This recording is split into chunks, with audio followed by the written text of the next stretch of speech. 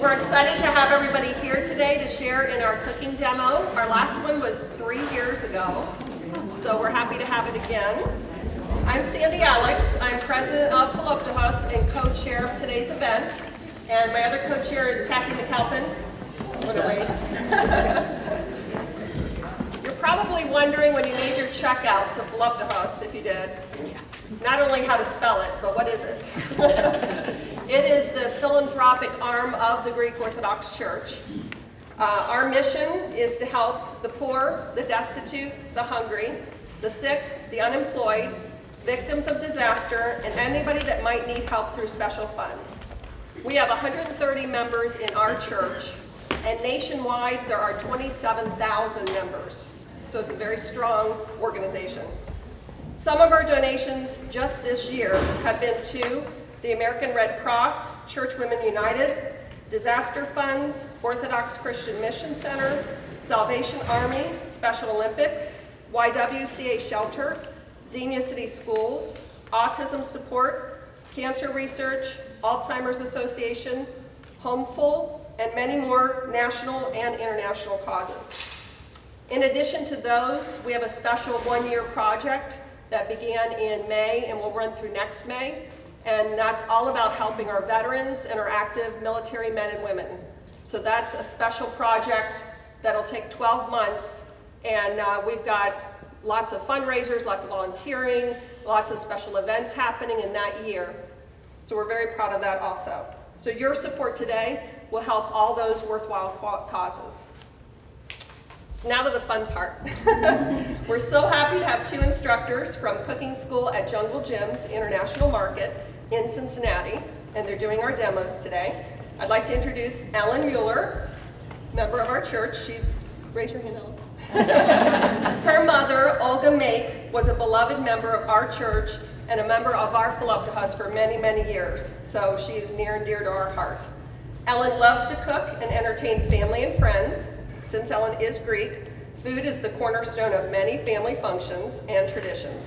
She's been a sous chef and instructor at Jungle Jim's for 10 years, and she teaches cooking on a budget and Mediterranean classes also. Also with us is Rita Heikenfeld. Rita is an herbalist and a featured national speaker. She is an author of several cookbooks and an award-winning syndicated food columnist in the Cincinnati Press newspapers. She has a website, abouteating.com, and a blog, Cooking with Rita, on Cincinnati.com. Rita also has an international weekly cooking segment on Sacred Heart Radio, and she's a resident herbalist for Fox 19's Morning Extra Show.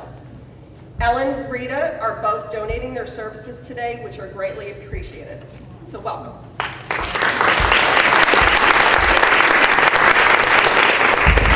Rita and I teach at Jungle Jim's several times throughout the year. We have a little battle going on because Rita's Lebanese and I'm Greek, so we duke it out all the time on which cuisine is better, but we're very good friends and we enjoy doing this together, so we're so glad for you to be here today. Our menu for today is we are going to be doing gyro burgers with feta cheese and tzatziki sauce, which we will explain all of that to you.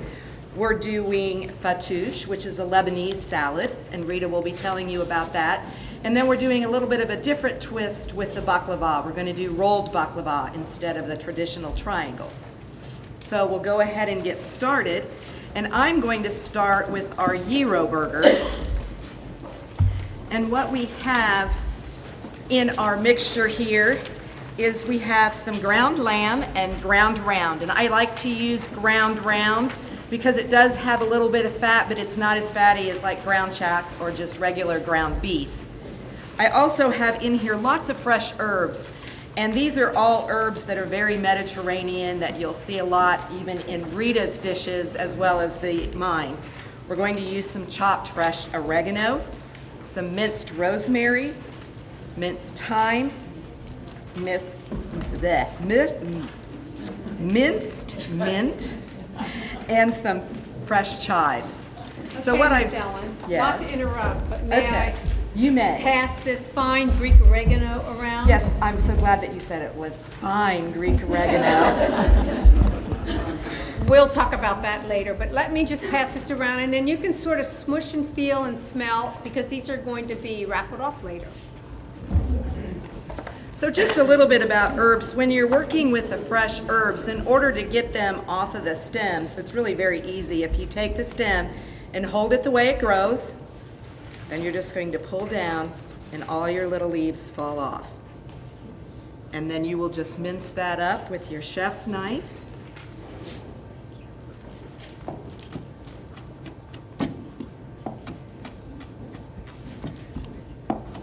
And you want to get the rosemary pretty fine because it does have little needles so that you don't poke anybody when they're eating it. And it just smells so wonderful as you chop it up. If you don't have access to fresh herbs, or you're not at the grocery store and you decide you want to use the dried herbs, that's fine. You're just going to use a little less. It's 1 teaspoon of dry herbs to 1 tablespoon of fresh herbs. If you do use dried rosemary, I really like to use the crushed rosemary instead of the whole needles, because the needles are so dry and it's hard to chop them up, but the crushed are kind of already chopped up for you, so it makes it really nice. So I'm going to put some gloves on and then I'll show you how we make our burgers. What I've done for you today, I wanted you to be able to try this. And so I didn't know how I would cut up a regular burger, so I decided that I would make little meatballs and stuff the feta cheese inside of there. Need any help? I need yours. I must do it in a glove. My glove just ripped. Sorry. Let me get out of the way. Also, with the feta cheese, you can use whatever feta cheese is your favorite. Working at Jungle Jim's, we have lots of different availability. And this is one of our favorite brands that we have there, and it's called Mueller, and it's a white feta cheese. It's very creamy, it's very flavorful, and the reason that I like it in this is because it will melt a little bit. Sometimes feta doesn't have a big melting quality to it, but this is really nice. You'll be having this in the gyro burger, but you're also going to have it when you taste the fatoush. So we're just going to combine all the ingredients here.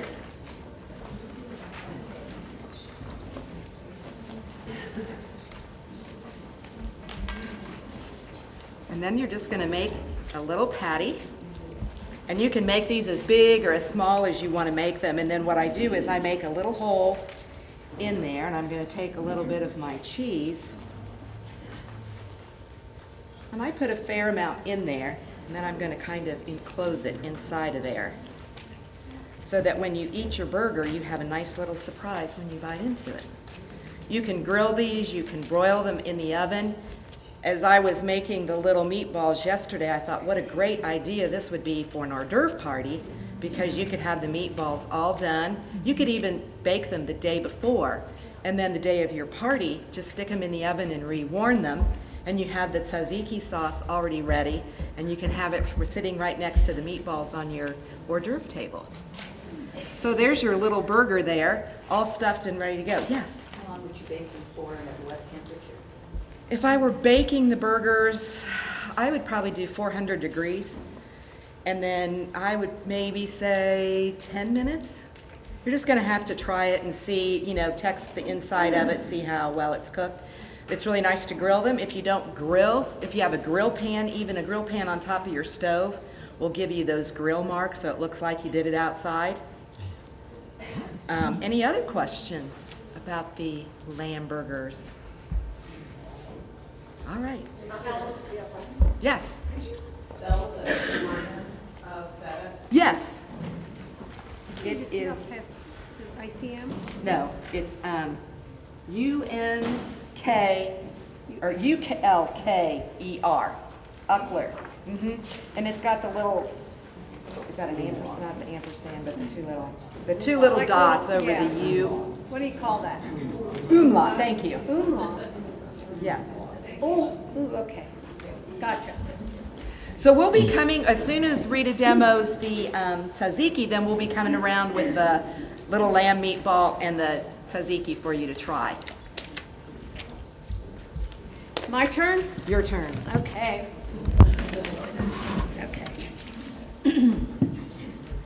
Let me get my stuff ready here. Okay, well, this is a great recipe, the Tzaziki sauce, and it's interesting, being Lebanese, I grew up with something similar but a little bit different. And, but it's, again, interesting how the Greek and the Lebanese food, there's some there's some transitional crossing of flavors and such. And so what we're going to start with is, and do you have this recipe or no? You got it, okay.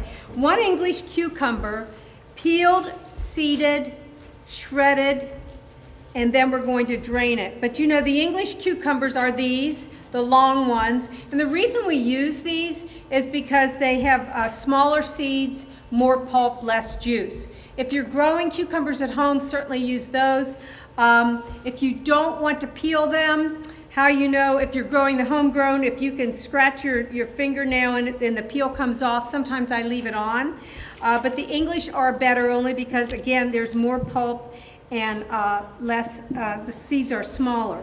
So what you're going to do is you're going to, after you peel it, you're going to cut it in half and then seed it. Now I have to tell you, the Lebanese, we don't seed, we don't peel, we just chop. So, but of course, our yogurt sauce is a lot more loose than this. And what I love about this is the thickness of it. So, and then of course, just to pull some of those seeds out, you just take a spoon and you're going to make a little bit of a channel down there. And then what you're going to do, you're going to grate that. And we use 1 English cucumber per recipe. And if you're using a regular cucumber, you would probably use 2. But this is one of those recipes go to taste. And then as far as shredding it, what you're going to do, I'm not as neat as Ellen, am I? That Greek girl's pretty neat. All right, but anyway, this is Ellen's shredder. And you know, it's so funny, I have a fancy new one at home. There's something about these box shredders that are so easy to use. And we're using the fine shred. Now, could you do this on your Cuisinart with the shredder? Certainly you could. But I'm just going to demonstrate a little bit how we do it. And it's still going to be quite juicy. And so the whole English cucumber, you will need it. And if there's a little bit of stringiness, just let that fall down. And what you're going to do is you're going to put it in a strainer over a bowl. And you're going to scoop that in. Now it's funny, you would think with English cucumbers, there's more pulp, smaller seeds, they're not as juicy. But you will be surprised. Let me back up a little bit. You want to shred that up, and then you're going to sprinkle it with a little salt. And what the salt does is, well, first of all, it flavors it, and second, it draws that moisture out. And then you need to put it in a strainer over a bowl because, I don't know if you can see this here, look at that, how much juice. Mm-hmm. And even though that's very nutritious, because cucumbers on their own are so hydrating, really, really good for you, it's going to make your tzatziki sauce looser. So go ahead and strain that and let that sit. And what I usually do is what we usually do after it's drained, sitting for a while, a few minutes, we still strain it out more. And you can do this in a towel. I just do it with a spoon. How do you do it? I just use my hands and Oh, well, squeeze she it. would. She would use those Greek hands and squeeze. That's right, baby. I'm trying to be couth here. Actually, when I was growing up, and Ellen can tell you this also, my mom used to say, these are the best utensils in the kitchen, aren't they? And it's so true. So, it's funny when you think of cucumbers and all the good things that come in here, and you think of the Bible and the trendy foods of today, just about everything, absolutely everything in this recipe has their roots in Bible days. The cucumber, you think of the book of Numbers, remember? When the Israelites were fleeing Egypt, and then they just lamented that they missed the cucumbers and the melons and the leeks of Egypt. And then, of course, the salt. We know that they had fresh organic salt right from the sea, real sea salt. And then the yogurt. The yogurt we're using is Greek. Yes. Hard for me to say. Anyway, plain Greek yogurt. I love the Greek yogurt. I will give you that because it's so much thicker. It has twice the amount of protein, and you don't have to strain it out. Now, the yogurt that I make, that we have a starter from years and years ago, it's much more thin. So I not only would have to strain it out, I would have to use twice as much. But you know, yogurt has its, again, roots in Bible days. It's so nutritious for you. Even if you can't tolerate milk, sometimes you can eat the yogurt. So 1.5 cups. So we're just going to sort of eyeball it here. I did that as a trick. Just to make sure you Well, were. you know Olga and Tula now. Tula's up with Olga, her aunt, and then my mother Mary and a couple of my aunts. Oh, my Aunt Barbara just went up. Did she? So now it's 3 against 2. Right, just so you know. Anyway, they're up in heaven, and you know, my Lebanese food, we always think it's the best, and she knows hers is the best, so go figure. So we figured they're up there flying around, hopefully very good friends, maybe cooking, maybe laughing, we don't know, maybe arguing. So anyway, so let's get going on this. And then this has 2 cloves of garlic minced, and you know, garlic is so good for your heart. Cardiovascular benefits of anything in the onion and garlic family are so good for you. And how big is a clove of garlic? Am I still okay? Okay, I'm still on film. Just want to be front and center here. I know. So, and this is probably a medium-sized clove, wouldn't you say? And it's interesting as far as how to peel a clove of garlic. My mother used to do this, peel. Anybody do that? Your moms? Did your mom? Did Yeah. Olga? Well, you go to cooking school and voila. You just take the whole head, put it in a towel, smack it with the flat side of a chef's knife, it all comes apart. And then you take the cloves, again, give it a smash, and then you just pull it apart. Maybe. Just, Maybe? No, you just pull it apart. And the skin breaks right off. Okay, pretty much. You have to act like you're madder than that. I know. Yeah, you got a stronger grip. Okay. Now, all right, so now I'm just going to cut this off. But sometimes you leave that little tail on top, don't you? You leave it on? Yes. Okay. And that gives you something to hold.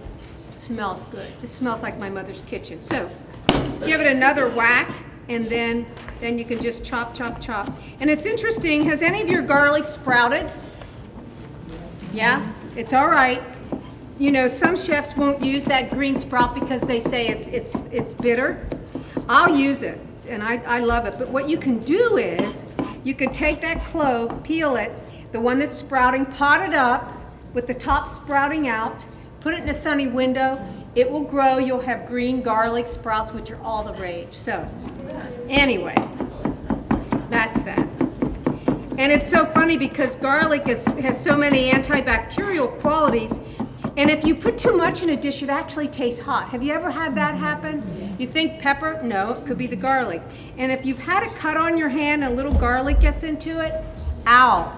That's what, I mean, in World War I, they used it to cleanse wounds. So you know it's a good thing. So anyway, there's the garlic minced. And minced and chopped, you know, minced is just a smaller chop. And then what we're going to do, oh, this already smells so good. And you're sampling it now. Isn't that good with that meatball? Ellen, that was a brilliant idea. We did a class, a Greek and Lebanese class, and she did the hero burgers. And then she was thinking today, she said, how can I do this? Separate them, so she made meatballs. And I said, that's another class. So, sounds good to me. So now we're going to put some lemon juice in. Always fresh lemon juice, and I know lemons where I live, we couldn't find them for a couple weeks. So when you find them in the store, and especially if they are on sale, buy them, freeze them whole, and thaw them out. They'll exude so much juice. The vitamin C will not be destroyed by cold, and then you've got your fresh lemon. And, you know, you can squeeze it, you know, smush it down a little bit to get the juice out. And just when it says a tablespoon, and I backed up, I need to do the olive oil, but we'll do that in a minute. So, I'm just going to use my hands, and, okay, maybe not. And I don't want you to squeeze. She's got a little bit stronger grip than I've got these days. But you know what she did bring me? She brought me that handy-dandy lemon squeezer. Where's that at? This is good. You know, if a few seeds get in there, it's okay. It's fiber. All right. Yes? Did you say to freeze the lemons whole? Yes, you can freeze, well, we always knew we could freeze lemon juice, but if you take the lemon or lime and just like this, freeze it whole, when it's frozen hard, put it in a baggie. When you go to thaw it out, it will exude a lot of juice because the cellular structure breaks down. The vitamin C is not hurt by that. So, oh, here we go. This is a handy dandy little juicer. So, oh, you can. That's right. Hurt your hand. I keep thinking she's the gadget queen. I'm not doing this quite right, but you get the idea, right? Okay. So, there you go. What's And really then- nice about this, I'll just interrupt you, And? is that you have this little juicer here, and then if you juice the lemon and you don't need all the juice, then you can take the lid, put it back on, and you can store it in your refrigerator, and then when you need some, you can just pour it out. Right at Jungles. And Right you at know what? It Jungles. strains it out also, doesn't it? Yes, it's got a strainer in it, so it Okay. strains your seeds. Couple tablespoons of extra virgin olive oil, and extra virgin is from the first cold pressing of the olives. That is the best health-wise for you. And with each successive pressing, there could be heat used. That's where you get your virgin olive oil, your light olive oil, etc. But again, going back to my childhood, if we had an earache, Mom would warm some of this olive oil and put it in our ear. There you go, somebody.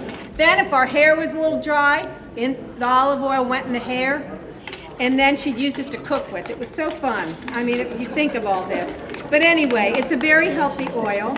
And then the mint, I forgot. that's okay. We don't have any fresh mint, but you want 1/4 of a cup of fresh mint. Now, do you all Greeks use spearmint or peppermint? You use peppermint? Yay. Oh, right out front. Okay, well, it's because Ellen forgot the mint.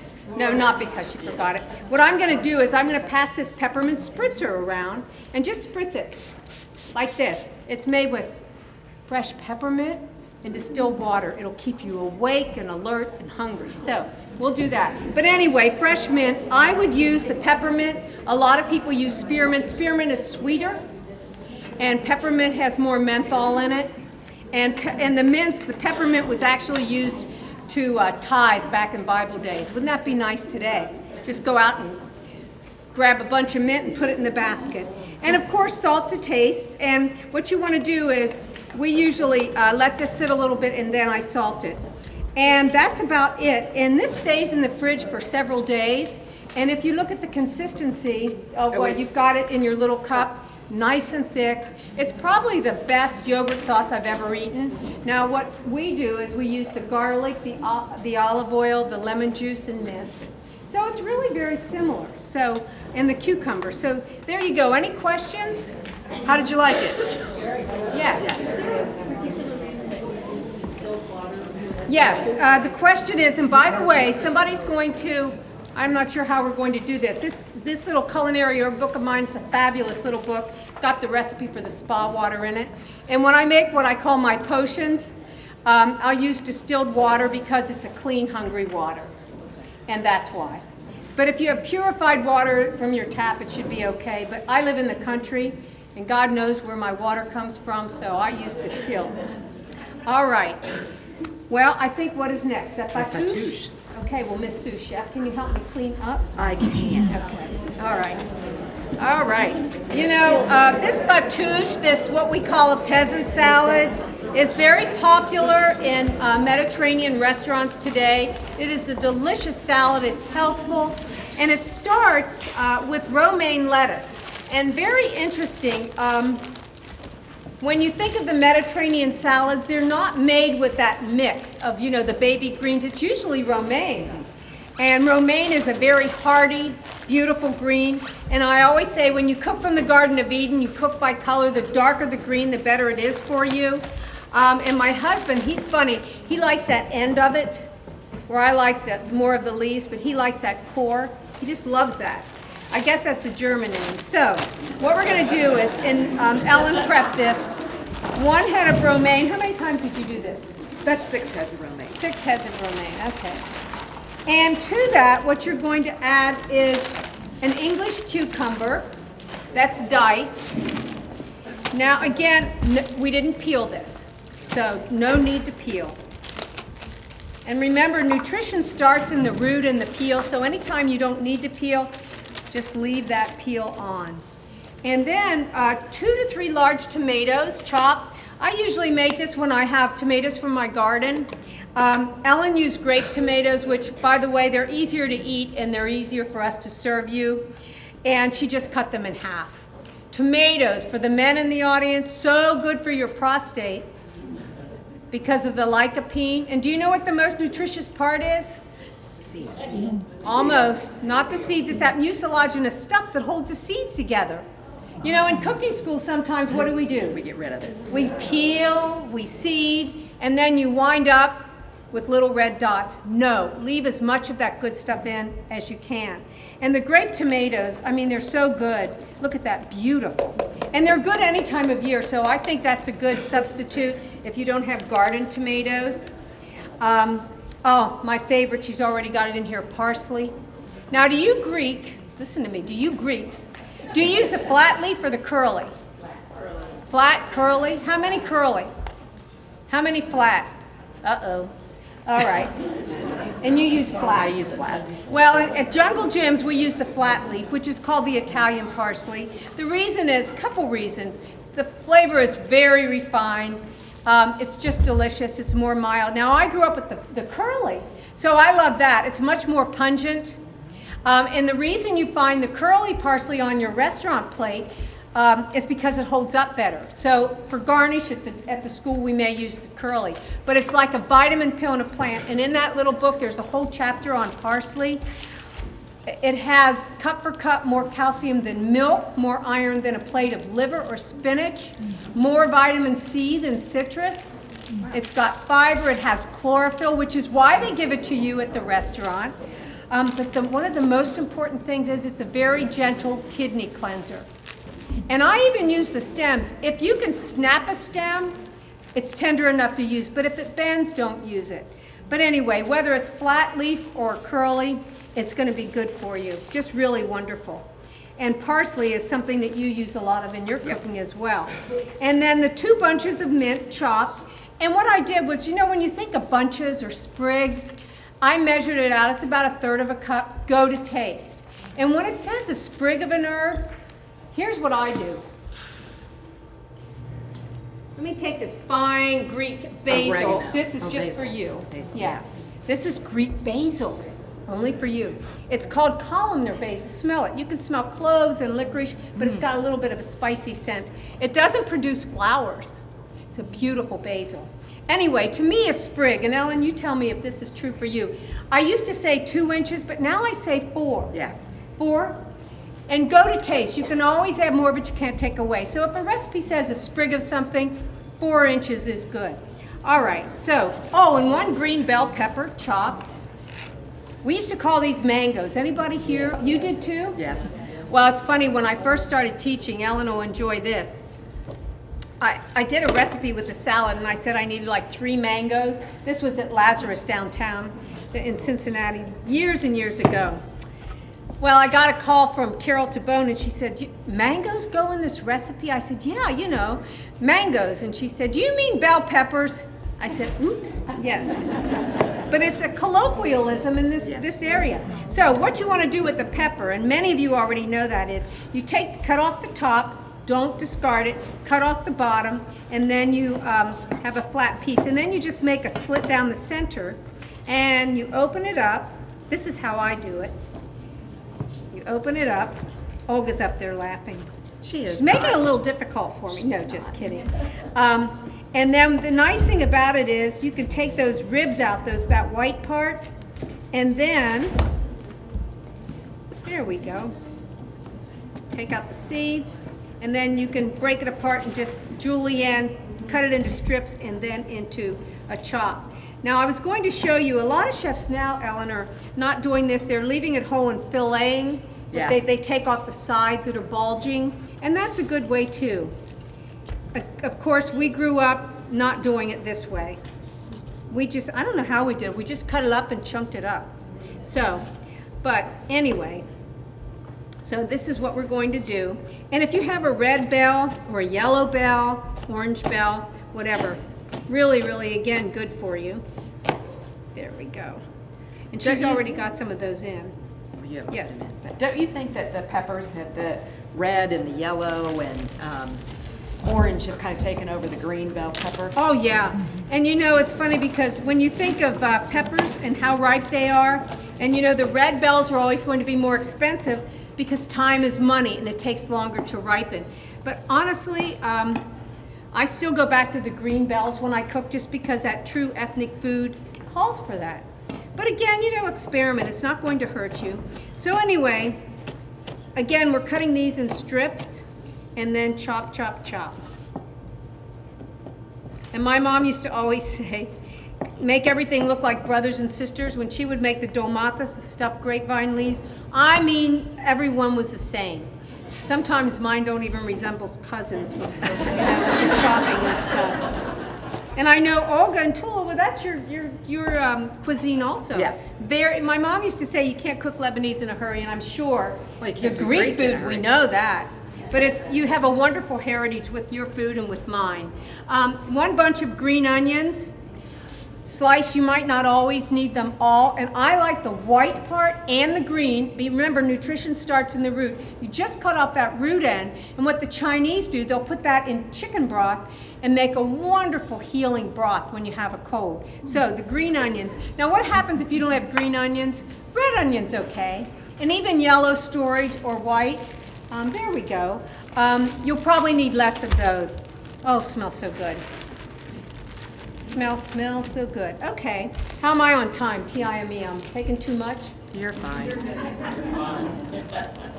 I know, that's We one got the thing. thumbs up from Sandy, so we're good. Oh, we're good, okay. What, oh, I'm good, okay. Well, this is the only thing I have to do anyway, right? Yeah. Well, then I got plenty of time. Excuse me, but I Yes. still have something else to do. Yes, you do. Okay. Celery. Oh my gosh, every time I make salad, if I have celery, I will use it. And you know, celery is really good for your bones. And if you follow the doctrine of signatures, which is a weird thing, I don't know if all you know about this, it means the shape of a food or a fruit or a veggie or an herb. If it's shaped like a part of your body, it's good for that part. Like kidney beans are good for your kidneys. Well, if you take a stalk of celery and you look at it very closely, it reminds you of your bones. Think about that. And the sodium that's in celery is a special kind. It's really good for bone health. Plus, again, it's very hydrating. So anytime you can put celery in there, put it in. And it has a lot of calcium, but the calcium is concentrated in the leaves. And if you could ever find celery with leaves, use those leaves. You know, it's hard to find anymore, Yeah, isn't they it? cut it all off. They do. Okay, so, all right, that's my diatribe on celery. And then the olives, oh, beautiful. Kalamata, the Greek, yes, we use these. Smell so good. And did you buy them like this, or did you cut Oh, them no, up? I cut them up. They're so pretty. She cut them up. Sometimes you can buy the Kalamata olives already, there you go, sliced up. These are salty, delicious flavor. Olives are good for you. Oh my gosh, already it looks good. And then some sumac. Now this is interesting. How many of you are familiar with sumac? A couple. Well, I've got some interesting information. We're not using sumac, we're using satar, which has sumac in it. And satar is a blend of thyme, oregano, sesame seeds, and sumac. And it's really delicious. So what I'm going to use in this is this satar blend. If you have regular sumac, again, a spice mentioned in the Bible, it has an ancient history. It's a little red berry, and it tastes lemony. And the reason you use sumac in here is back in those days in the Middle East, they didn't have many lemons, so they used the sumac. But what we're going to do is I'm going to use this satar that you got me. We have two kinds. This is the Middle Eastern satar, and then this is a new brand to me, and it looks a little different. Van's Spices. So let's see what's in here. Okay, what's in here? It says sesame seeds, sumac, thyme, salt, spices, probably oregano. Whenever they say spices, it's always a mystery. So sumac is great, the satar is great, and what Ellen did for me was she took pita bread, so good. And this is that really good pita, isn't it? It's softer. Yes. Yes. Contos. Kanto. See, she just knows this stuff. You got to go to Jungles to get this stuff. Brush I'm it sure with they the have it olive here oil. at Dorothy Lane. You have a Oh, great that's right, Lane. Dorothy Lane, yeah. But come at Jungles to visit us. Anyway, olive oil and the za'atar, it is delicious. And when we serve this to you, you're going to get a wedge of this as well. So, the pita bread has za'atar, olive oil and No, za'atar. what kind? It's the name, the It's one that I Kantos? buy is Kantos. We'll pass this. Kontos. Okay. All right, so the dressing, I'm going to mix this all up, but let me walk you through the dressing. 1/3 to 1/2 cup of lemon juice. In Lebanese cooking, the lemon, I mean, it's just so important. Our basic dressing is lemon, garlic, and oil.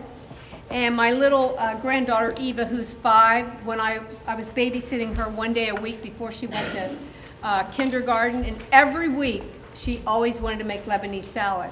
So I got her own. I gave her my little, which is the mortar, you know, the mortar and pestle. I had a small one. So she uses that and smashes the garlic and the salt, lemon juice. It's so good. It's so fun. And do that. You all know, pass your history on. That's how Ellen became such a good Greek cook, because she watched and helped her mother and her aunts. If you don't pass that on, you can't find that in a book, what we're eating today. All right, back to the recipe. I do tend to preach anymore, You don't do. I? Lemon juice, olive oil, a good amount of garlic. I always say start with a couple teaspoons mince. That's 2 good cloves. Salt and pepper to taste. And then we're going to sprinkle some feta on. And Ellen made this up for me, and she said she tasted it and liked it, so I know it's going to be great. So we're going to mix this up with my one glove, since Ellen took my other one. I ripped it, sorry. And then I have tongs, but you know, you use your hands. It's hard to use tongs on some of this stuff, so I'm just going to do this. Now, see, I always rotate the bowl when I make my kibbeh or tabbouleh. Does anybody, or do you do that? I do that. You do? Isn't that funny? Yeah. Oh my gosh. I don't know why. Why do we rotate? Because you could still do it like this. I can still see, you know, my sisters and I and my brother all cook Lebanese, and oh, it's so fun. And we all do things a little different. This smells delicious, Ellen. Right like this, you have got a great meal. So now what we're going to do, think Can I it's help mixed you? up enough? Sure. We'll sprinkle the dressing on. She's got a good shake, doesn't she? Okay. And you can make this a couple days ahead. Remember, in the fridge it's going to get opaque. The olive oil is going to float to the top. So just bring it to room temp. And you say we're not putting it all on. You don't want to have your salad just overpowered by the dressing. You start with a little, toss it, and then if you need more, you can always add more. Oh, and another tip that I learned from Ellen, and I forgot to do today. It's all right. You should have reminded me. She takes her veggies, you know, the toppings for the salad except for the cheese, and tell them what you do. I thought that's such a great trick. If you're trying to dress a salad and you know that everything's going to kind of sink to the bottom, I'll keep all the veggies separate and put them in a bowl, and then I dress them with some of the dressing so that when you put your salad down, if you're plating the salad and you put some of that on, it's all dressed and everything has the... A little more. Okay. Isn't that a good idea? Just a little more. Oh, that's good. I can taste that lemon juice. And you know your body, as far as how much lemon, how much vitamin C, your body can utilize about 60 milligrams if you're a healthy person a day. So that's about the size of a lemon. And you know, we take those vitamin C tablets when we're not feeling well, 1,000 milligrams, and they help. But just know, on a normal day basis, if you put a squeeze of lemon, a couple good squeezes in your first glass of water, you're good to go. All right, you want to taste this? I tasted it. I thought it tasted quite good. Good. I think it's good. Yep. Feta, and then we're ready to serve. And you know, you could smell those aromatics, the parsley and the mint. Oh my. And I do love this feta that she gets. Try Feta. that. Ooh, Okay. that kinds of big Yeah. clumps. Ooh, that's for you. Yeah. So there's a big clump. And it's, you know what I love about this, what you said is so creamy too. It's delicious. There is one thing that I do with this brand, though. I do rinse it because it comes in a brine, and I do like to get some of that salt off of it. So I rinse the cheese before I use it. Oh, okay. Question, Yes. what if you're not gonna use it all, and just take a portion out, for instance? Yes, and leave it in the brine. If you leave it in the brine, that helps preserve it. Do you want some more? Is that? A little more, but I think we're good. Okay. You can never have too much feta. So good. There we go. And I didn't grow up with feta cheese much. We grew up with the Lebanese cheese that we made, like David Warda, who is Armenian, right? Yep. And Mom and I do the same thing. Just take milk and we use as the clabber the clabber part. What do I want to say? What turns it? What's that term that makes milk cheese? You put something in it. Rennet. Yeah, sometimes we use rennet, but a lot of times I'll use lemon juice and then hang it up, hang it in a cheesecloth bag and let all the whey drain out, which is very nutritious, and then I have a nice lemony cheese. All right, my dear, I think we're ready to go. Any questions about this? Yes? Is that a meal in and of itself, or can you serve it like we have a lot of people with a Side? side? The question was, is this a meal in and of itself, or is it more of a side? It's more of a side like this, but if you had some grilled chicken you could throw in there on the side, or some good steak, yes. But oftentimes, it's just like the tabbouleh that we make, that was our meal. And you scoop it up with grape leaves too. Wild grape leaves or leaf lettuce, so. All All right. right, I'm gonna let you go with them, or And actually help, Irene okay. can take it. All and right. then All right. And you've got the bread back there? I got the bread All back right. there. We're going to go serve it while she does her thing. Question, Rita? Yes. Do you use the same cheese that you use, the same kind of cheese that you use when you put it in the meat? Those, yes, the feta that was in the little lamb burger is the same feta that's going to be on your salad. Grain and rinse those. Yes, yes. All right, the final thing we're going to do today is the baklava. So there's several things that I want to kind of go over. First thing is we'll talk a little bit about the phyllo dough. When you go by Phyllo, there's many different brands, and I don't know if Dorothy Lane carries this brand. This is the Apollo. This is what we carry at Jungle Jim's. But a lot of the brands of Phyllo you have to watch very carefully because they're numbered or labeled as thick cut or number 4 and number 7. The Apollo, this is the number 4, and you want the thinnest phyllo you can get, and that's what this is. So you need to look for that at the grocery store and be careful.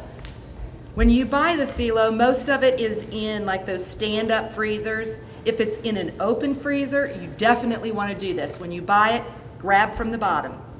Because if it's sitting on the top, it's constantly thawing and refreezing, and it'll give you some issues with your phyllo. This is what my mom always told me when she would come, and we grew up in a very small town in Indiana, and we didn't have phyllo where we lived, so we would come to Dayton to church, and we would stop at the grocery store to get the phyllo dough, and we'd have a cooler, and we'd keep it frozen, and then when we'd get it home, then thaw it out. You have to plan to make baklava, or anything with phyllo, because you need to thaw it out in the refrigerator the day before. So just be careful when you buy it. I'll pass this around so you can look at it. There's lots of brands. You do have to be careful though. I think there's I'm trying to remember the name of it and it's escaping me, but it comes in a smaller box and you'll get 2 rolls. You can still use that. It's just not going to be as big as what this is.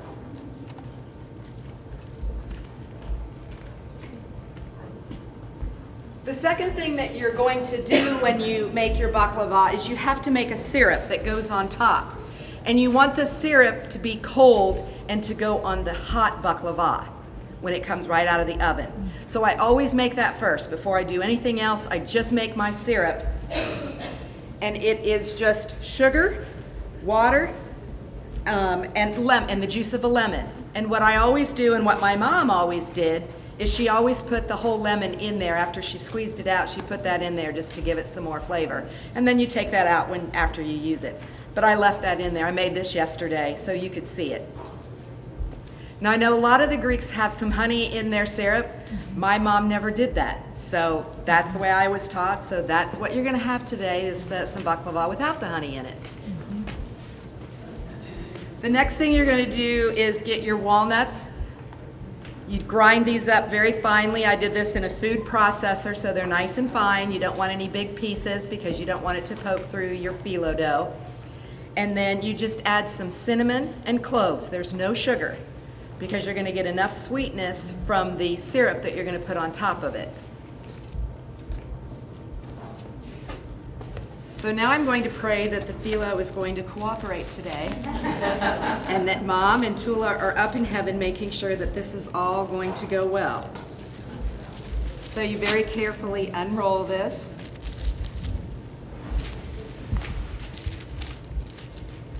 And phyllo dries out very quickly. So what you want to do is to have either a piece of wax paper, aluminum foil, something to put on top of it, and then a damp towel. And that weights it down so it keeps it covered. And if you don't work very quickly, that'll help keep it from drying out too quickly.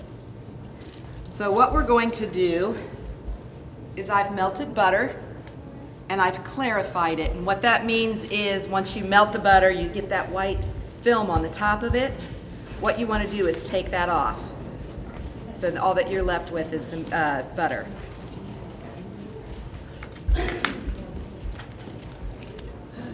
All right, so I'm ready to get started. So I'm going to take my first sheet.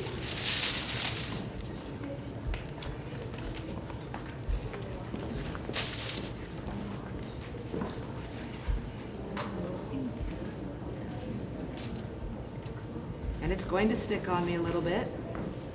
So we're not going to let this defeat us because you are in charge of the phyllo. The phyllo is not in charge of you. I remember when I was little, my mom and dad used to make baklava together all the time, and they would always be arguing, "This phyllo is terrible, it's falling apart." So I'm not going to douse this in butter, I'm just going to lightly brush across. And I always go from the middle to the outside because the outside edges are going to dry out first. I'm using unsalted. And I'm sure there's probably, we could go back and forth on that as well. I think unsalted butter was a little harder to find a while ago, but everybody kind of used margarine too, but we always use butter. My mom always used butter. So we're going to do 3 sheets straight up.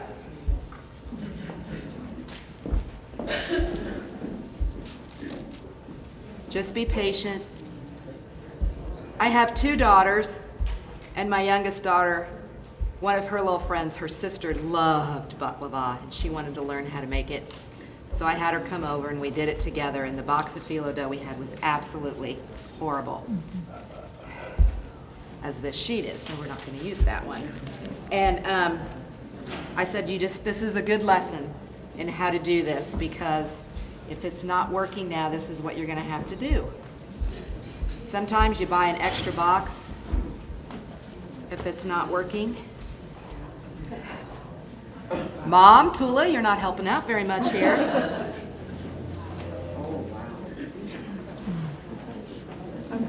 All right. If it does that, we'll just make it work. What we're going to do is the next sheet. All right. Thank you, I will. Sorry, I'll try to be louder. That's usually not a problem. Thanks, Rita. Is there anything I can help you with? Yeah, you can get this phyllo to come apart. Get the feel. Oh, It's giving me fits. you know what? That's the nature of the beast. You can have one pack and it'll be perfect. And oh, that looks pretty though. And that's the beauty of it. You can always patch it. There you go. All right, so we have our 3rd sheet down. We're going to butter it.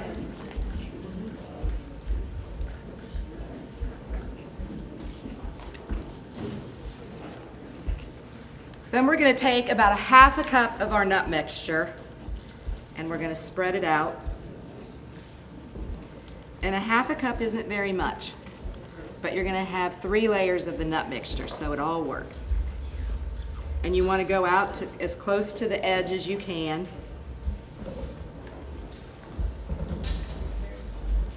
All right, then we're going to do another sheet of phyllo.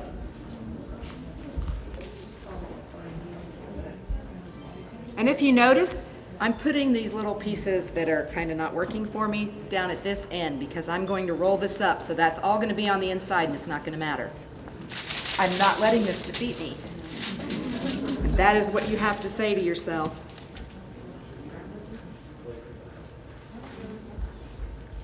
And this is all in your directions. I know that I like to do this because sometimes when you make the regular baklava that are the triangles, you have to make it in a big sheet pan.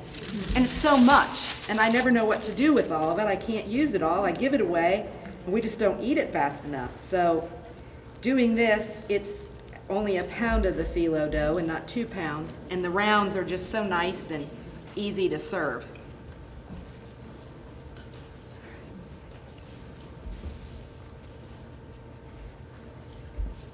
Funny, I have a story to tell about that.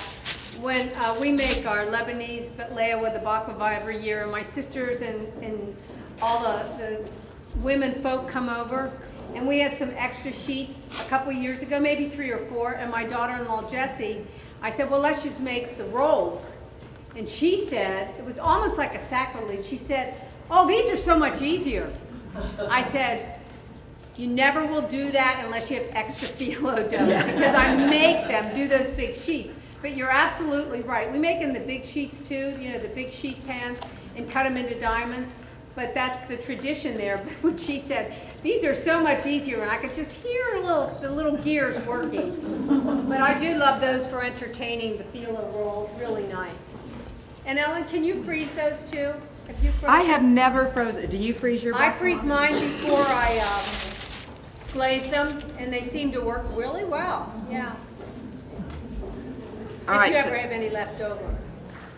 All right, so were you paying attention? We did 3 sheets, and then we put on nuts. Then we did 2 sheets, and we put on nuts. Now we've done a sheet, and we're going to put on more nuts. So I think if my math is correct, we've done 6 sheets so far. I'm not very good at math. My youngest daughter is a math major. Don't know where she got that from because it sure wasn't from her mother. But,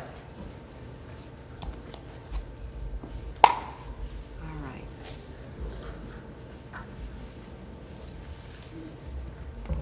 All right, we're going to do one more sheet and then we're going to roll. And isn't that something you devised like on your own, that last sheet? No, actually, I looked at lots of recipes trying to find a rolled baklava recipe.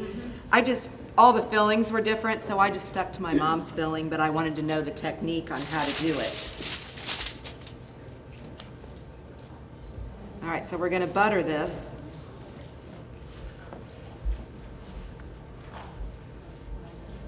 And again, you see that I'm not dousing or drowning this in butter. I'm just doing it enough to wet the dough so it won't dry out. So now comes the fun part. We're going to roll this up. So we're going to go down to the end, and then I try to get as tight as I possibly can. And it'll crumble a little bit, and that's okay. And then we're just going to start rolling.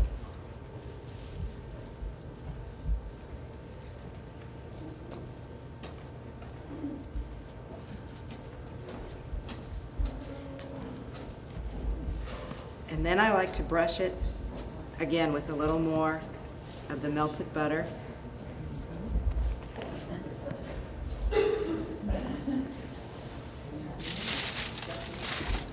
And we're going to set this aside and do one more sheet. And what this does, it's kind of a protective sheet for the whole outer layer. Only we're going to try to get a full sheet.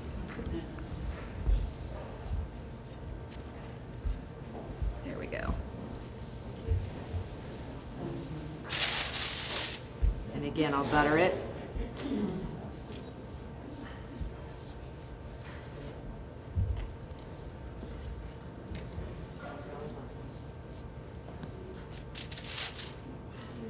And then I like to kind of put the seam side down.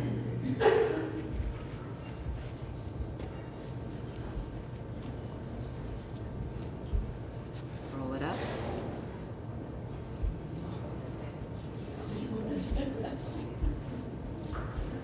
And that's that. Then what I do is I take it and I cut it in half. Then cut each half in half. And then you're going to lose this little end piece because it's not very full of anything. So you can actually cook that and save that as cook's treat, or you can use that and crumble it up on top of some ice cream and make a little baklava sundae, which is quite delicious.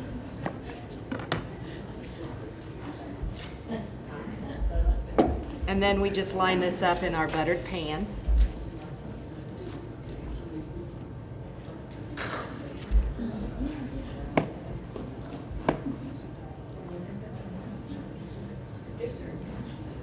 So then you put this in the oven and you bake it for about 20-25 minutes. You want it to be a little golden brown. And then as soon as you pull that out of the oven, that's when you're going to take that syrup and you're going to pour it on top of there. And you're going to use all that syrup, and it should kind of sizzle and make a little noise when you put the syrup on there. And then you want to leave it set overnight so that the baklava has time to absorb all the syrup. Does it set overnight in the refrigerator? No, you leave it out. Just leave it out. So here's what it looks like when it's done, and I've cut several of those. And then the way I like to serve it is I put it in little foil cup like this, so you have your little baklava. Helen, question, Yes. how long does it stay fresh? 4 or 5 days. I mean, you know, keep it well covered, but don't refrigerate it or anything. I never refrigerate mine. And does it freeze? Rita says she freezes hers before she puts the syrup on it. Not after, because it gets gummy. Do you do the same thing, or do freeze. you freeze it with the syrup or without? Sometimes if I have leftovers, I do it with the syrup, and then when I bring it out to serve, I'll make more syrup. It refreshes. Gotcha. Did everybody hear that in the back? The question is, can you freeze the baklava once it's made? Rita says she freezes hers, but she doesn't put the syrup on. She bakes it and then takes it out, lets it cool, and freezes it. Then when she wants to serve it, she'll thaw it and then put the syrup on it. And then this lady right here said that she has frozen some if she's had it left over with the syrup on and just makes a little extra syrup to put on to kind of freshen it up. Good idea. So we're going to give you a little sample of this too. Yes? This is just a natural hair bristled brush. I've tried the plastic ones. I don't like them for this technique on Phyllo or whatever. I just like this one the best. Oh. There was yes. Phyllo pinwheels, how many would you use to make the pinwheels total? There's 8 sheets total, and I think it should say that in your recipe. You're doing 3, and then you're putting a layer of nuts, then you do 2 more sheets, a layer of nuts, another sheet, a layer of nuts, and then you roll. Yes? No, I freeze them after I bake them, because if you freeze before, I don't know if you've had this experience, that phyllo dries out, you cannot cut through it. So I bake them and then freeze them. Any other questions? When you freeze them and then you're going to put syrup on them, you reheat them first before you put the syrup on? No, Or what just I bring do, it to room temperature? yeah, I bring it to room temperature, and then, and Ellen, you describe it because you do it a little bit different than mine. As far as cool syrup, hot baklava, there's a technique. My mom always said that you had to have either hot syrup, cold baklava, or cold baklava and hot syrup, so that it absorbs. So you don't want them both hot or you don't want them both cold. No, it doesn't matter which you do. Right, you just want opposites. But you do want that thawed, like as if it's coming out of the oven cool. Well, thank you very much for your time. I hope you enjoyed your little samples. And my little friend